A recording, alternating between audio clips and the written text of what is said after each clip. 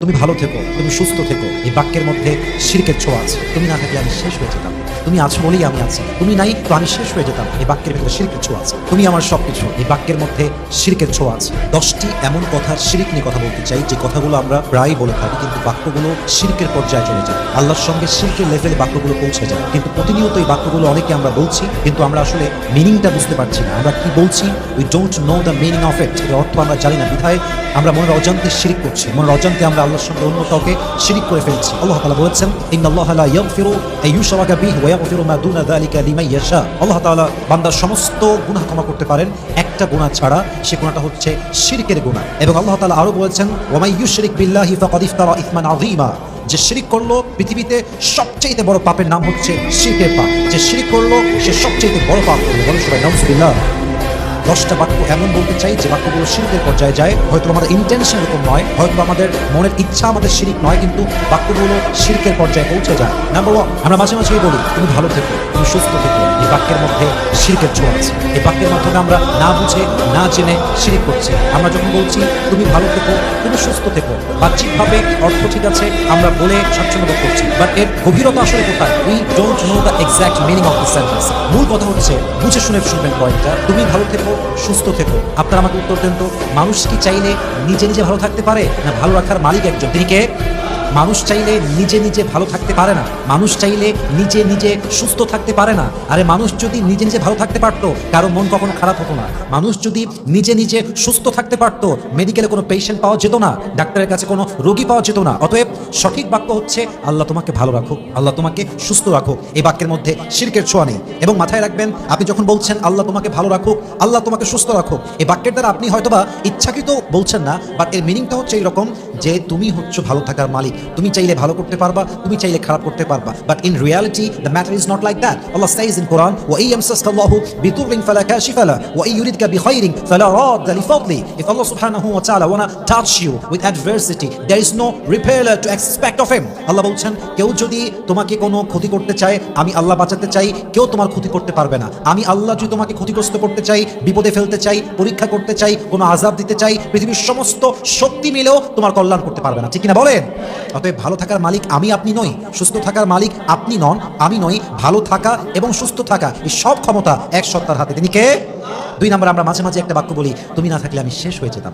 তুমি আছো বলেই আমি আছি। তুমি নাই তো আমি শেষ হয়ে যেতাম। এই বাক্যের ভিতরে শিরকের ছোঁয়া আছে। আপনি যে বলছেন তুমি না থাকলে আমি শেষ হয়ে যেতাম, আপনি এর দ্বারা হয়তোবা কৃতজ্ঞতা প্রকাশ করছেন, হয়তোবা সেই পার্সনকে থ্যাঙ্কস দিচ্ছেন, কিন্তু কোনো পার্সন আপনার জীবনে না থাকলে আপনি শেষ হয়ে যাবেন, it's exactly not like that. মুমিন বিশ্বাস করে আল্লাহ আছেন বিধায় আমি আছি। তাহলে সঠিক বাক্য কি হবে?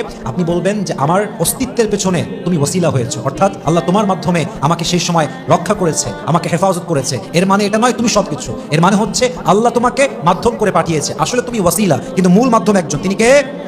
তার মানে আপনি যখন বলছেন তুমি আমার সবকিছু, এর দ্বারা বাক্যের অর্থ হচ্ছে এরকম যে আপনি আল্লাহকে ছেড়ে অন্য কারোর উপরে পরিপূর্ণ নির্ভরশীল হচ্ছেন। হাদিসে স্পষ্ট এসেছে, মান খালাফা বিগাইরিল্লাহি ফাকাদ আশরাক। যে ব্যক্তি আল্লাহর সঙ্গে অন্য কাউকে স্থাপন করে, সে স্পষ্ট শিরিক করে। অর্থাৎ আমার পরিপূর্ণ ভরসা আস্থার জায়গা আল্লাহ তাআলা, সেখানে যদি আমি অন্য কাউকে বসাই দেই, এটার নামই হচ্ছে শিরিক, associating with God. And as a Muslim we can't do it. এটা আমাদের করা উচিত নয়। আমাদেরকে বলতে হবে, তোমাকে আমার জীবনের রক্ষা হিসেবে, অর্থাৎ রক্ষা করার ক্ষেত্রে, আমাকে হেফাজত করার ক্ষেত্রে মাধ্যম করে বানিয়েছে একজন, তিনি কে?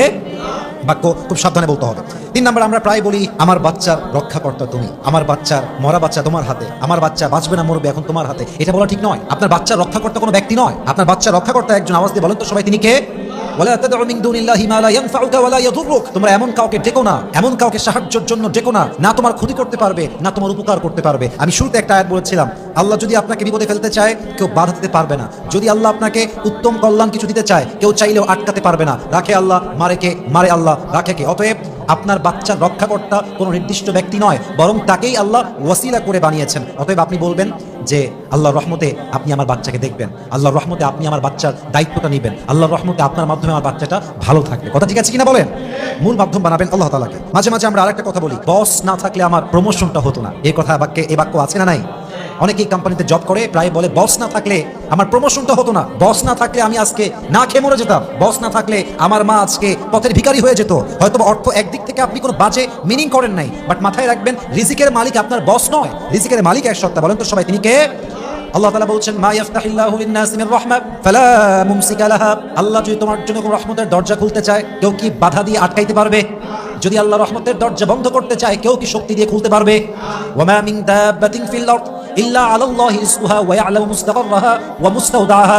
12 নম্বর পারার 1 নম্বর পৃষ্ঠার এক্সাক্ট 1 নম্বর লাইনে আল্লাহ বলছেন এই পৃথিবীর যত জন্তু আছে, যত প্রাণী আছে, যত মানুষ আছে, যত জীব আছে, সবার রিজিকের দায়িত্ব এক সত্তার হাতে। তিনি কে?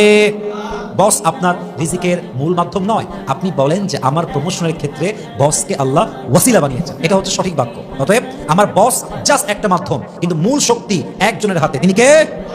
5 নম্বর, ডাক্তার না থাকলে আজকে মরেই যেতাম, ডাক্তার না থাকলে আজকে আমার বাচ্চাটা মরেই যেত।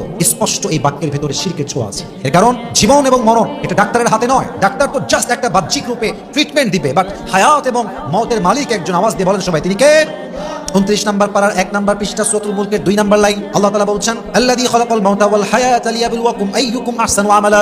আমি আল্লাহ জীবন সৃষ্টি করেছি, আমি আল্লাহই মরণ সৃষ্টি করেছি। আমি যাকে চাই জীবন দেই, আমি যাকে চাই মরণ দেই। জীবনে বাঁচা এবং মরা মানুষের হাতে নেই, ডাক্তারের হাতে নেই, এটা আছে এক সত্তার হাতে। বলেন সবাই, তিনি কে?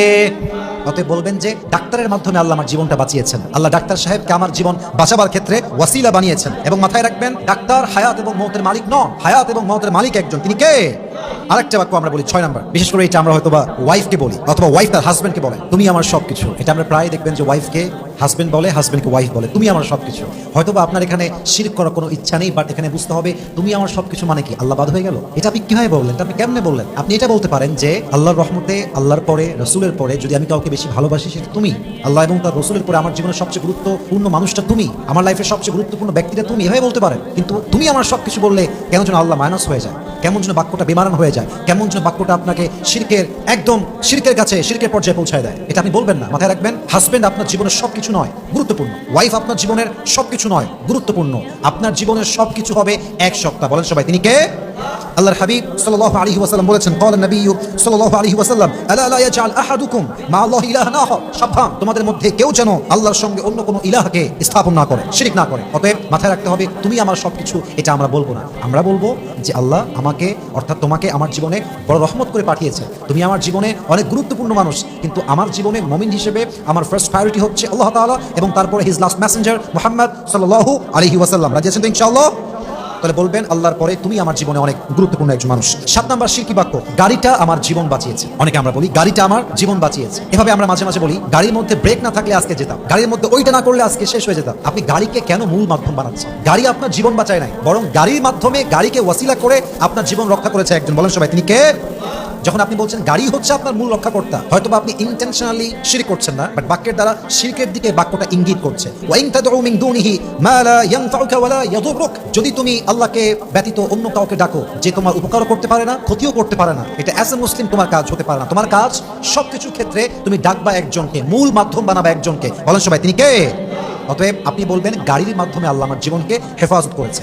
অনেকে আবার দেখবেন গাড়ি চলতে চলতে কোনো একটা কারণবশত, কোনো একটা পাথরের জন্য গাড়িটা সে স্টপ করে দিয়েছে, আর সামনে অ্যাক্সিডেন্ট হয়ে গেছে। এখন গাড়ির সামনে যে একটা পাথর, তাই সে গাড়িটা থামিয়েছে। এখন সেই লোকটা বলছে আজকে পাথর না থাকলে মরেই যেতাম, পাথর আমার জীবন বাঁচিয়েছে। এটা শিরকের কথা, এটা শিরকের লেভেল। আপনি বাক্য এভাবে বলবেন না, আপনি বলবেন পাথরের মাধ্যমে, পাথরকে ওয়াসিলা করে আল্লাহ আমার জীবন বাঁচিয়েছে। এটাই হচ্ছে সঠিক বাক্য। কারণ কি? আল্লাহ তাআলা বলেছেন ইয়ানসুরকুমুল্লাহু ফালা গালিবা লাকুম ওয়া ইয়াখযুলকুম ফামান যাল্লাযী ইয়ানসুরকুম মিন বা'দি ওয়া আলাল্লাহি ফালইয়াতাওয়াক্কালিল মুতাওয়াক্কিলুন। যদি আল্লাহ তোমাকে সাহায্য করতে চায়, কেউ তোমার চুল পরিমাণ ক্ষতি করতে পারবে না। আর যদি আল্লাহ তাআলা রহমতের দরজা বন্ধ করে দেয়, যদি আল্লাহ সাহায্যের হাতকে না বাড়ান, পৃথিবীর কে আছে তোমার সাহায্য করবে? অতএব মুমিন হিসেবে, মুত্তাকি হিসেবে, একজন ইমানদার হিসেবে তোমার ভরসা কোনো ব্যক্তির উপরে নয়, পাথরের উপরে নয়, গাড়ির উপরে নয়, তোমার ভরসা হবে এক সত্তার উপরে। তিনি কে?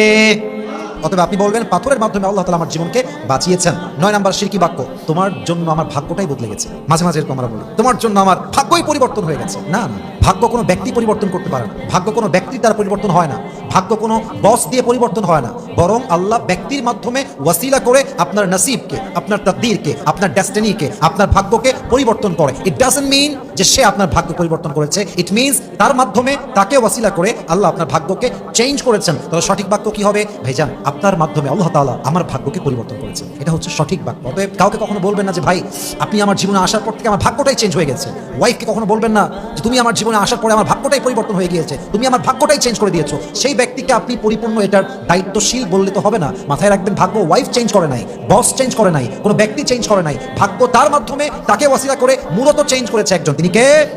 তার হাতে আসলে কোনো শক্তি নেই। 9 নম্বর বাক্য গেল। 10 নম্বর বাক্য আমরা মাঝে মাঝেই বলি, সিসিটিভি ফুটেজ না থাকলে চোরকে আমরা ধরতেই পারতাম না। সিসিটিভি ফুটেজ না থাকলে আজকে আমরা অপরাধীকে ধরতে পারতাম না। সিসিটিভি ফুটেজ না থাকলে আজকে আমরা হত্যাকারীকে ধরতে পারতাম না। বাক্যটা খুবই সাধারণ, খুবই নর্মাল, কিন্তু এই বাক্যের ভিতরে শিরকের কিছুটা গন্ধ আছে। এর কারণ সিসি ক্যামেরা জাস্ট একটা মাধ্যম, জাস্ট একটা ওয়াসিলা। মাথায় রাখবেন, আল্লাহ যদি আপনাকে ধরার মতো সুযোগ খুঁজে না দিত, রাস্তা বের করে না দিত, যদি আল্লাহ সিসিটিভি ক্যামেরা ওপেন না রাখতো, আপনি কখনো চোর ধরতে পারতেন? পারতেন না। অতএব সিসিটিভি আপনাকে হেল্প করেছে, definitely is true fact, this is the reality. But বাক্যটা মুসলিম হিসেবে একটু সাবধানে বলেন। আপনি বলবেন আল্লাহ তাআলা সিসিটিভি ফুটেজ দ্বারা আমাদেরকে অপরাধীকে ধরতে সাহায্য করেছে। এটা হচ্ছে সঠিক বাক্য, এটা ইমানদারের বাক্য। অতএব প্রত্যেকটা কথা যখন বলবেন খুবই সাবধানে বলবেন। কোন কথার দ্বারা কেমনে শিরক হয়ে যায় এটা বুঝে শুনে বলবেন। এখন বলবেন হুজুর আমি সাধারণ মানুষ, ইসলাম কি এত কঠিন? আমি কি কথাই বলবো না আজ থেকে? কোন কথা বলে ফেলবো, জাহান্নামী হয়ে যাব? আপনি তো ইসলামকে কঠিনভাবে রিপ্রেজেন্ট করলেন। আমি বলবো definitely no, definitely no, never ever. আমি ইসলামকে কঠিনভাবে রিপ্রেজেন্ট করি নাই। I am here to warn you, I am here to alert you. আমি আপনাকে জাস্ট সাবধান করতে চেয়েছি, এবং আমার মনে হয় এটা জাস্ট আমার ব্যক্তিগত মতামত নয়, এটা ইসলামের মতামত, এটা ইসলামের সিদ্ধান্ত, এটা ইসলামের suggestion. As a Muslim, as a মুমিন, এতটুকু জ্ঞান আপনাকে রাখতে হবে যে কোন কথা শিরক হচ্ছে, কোন কথা শিরক হচ্ছে না, যাতে করে এই জ্ঞানের মাধ্যমে আপনি শিরকের মতো অন্যায় থেকে বাঁচতে পারেন। অতএব বলেন তো আপনারা সবাই দিল থেকে মুমিন হিসেবে এই জ্ঞানটা অর্জন করার দরকার প্রত্যেকটা মুমিনের, আছে না নাই? আল্লাহ সবাইকে এই 10টা শিরকের গন্ধ যে বাক্যে পাওয়া যায় প্রত্যেকটা বাক্য থেকে আল্লাহ তাআলা এই মুসলিম জাতিকে হেফাজত করুক। আমরা সকলেই জবান খুলে দিল খুলে পড়ছি আমিন।